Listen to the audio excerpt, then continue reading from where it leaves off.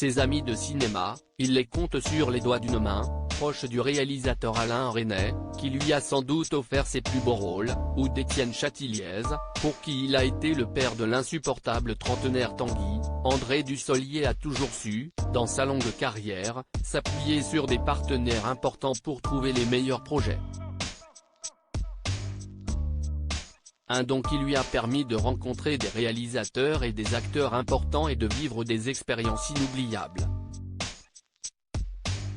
L'une d'entre elles l'a d'ailleurs particulièrement marqué. En 1995, il se retrouve au théâtre avec la comédienne Nicole Garcia pour Scène de la vie conjugale, une pièce inoubliable selon ses confidences au magazine Point de vue. Les deux acteurs, du même âge, sont également passés par le conservatoire tous les deux. Avec Nicole Garcia, j'ai vécu une expérience très forte au théâtre, Scène de la vie conjugale en 1995, mais ne nous faisons plus que nous croiser, raconte-t-il. Les deux se recroiseront plusieurs fois, notamment sur les planches pour La chèvre ou Qui est Sylvia, une pièce dirigée par le fils de Nicole Garcia et pour laquelle celle-ci s'était confiée sur leur amitié aux Parisiens. L'alchimie entre nous est intacte. Quand on joue ensemble, quand je le regarde, tout s'incarne aussitôt. Il me fait immédiatement entrer dans la fiction. Des amitiés inoubliables. Ils avaient également joué ensemble dans le film Belle Famille, réalisé par Jean-Paul Rappeneau en 2015. Mais Nicole Garcia n'est pas la seule ancienne du conservatoire à être toujours aussi proche d'André Dussolier, de nombreux anciens copains ont également eu une carrière remarquable.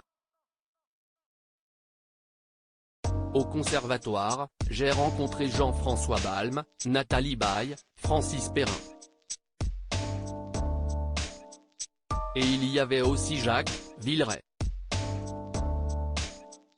Jean Becker nous a réunis sur 3 films, Les Enfants du Marais, 1999, Un crime au paradis, 2001, et Effroyable jardin, 2003.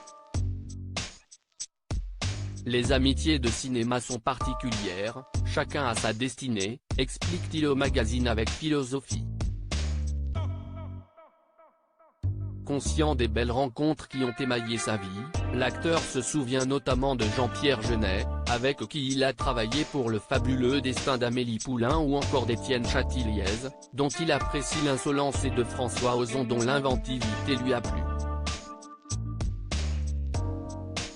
Mais si est une autre rencontre qui a marqué sa vie à jamais, Alain Resnais. Je l'ai connu sur le tournage de La vie est un roman, en 1983.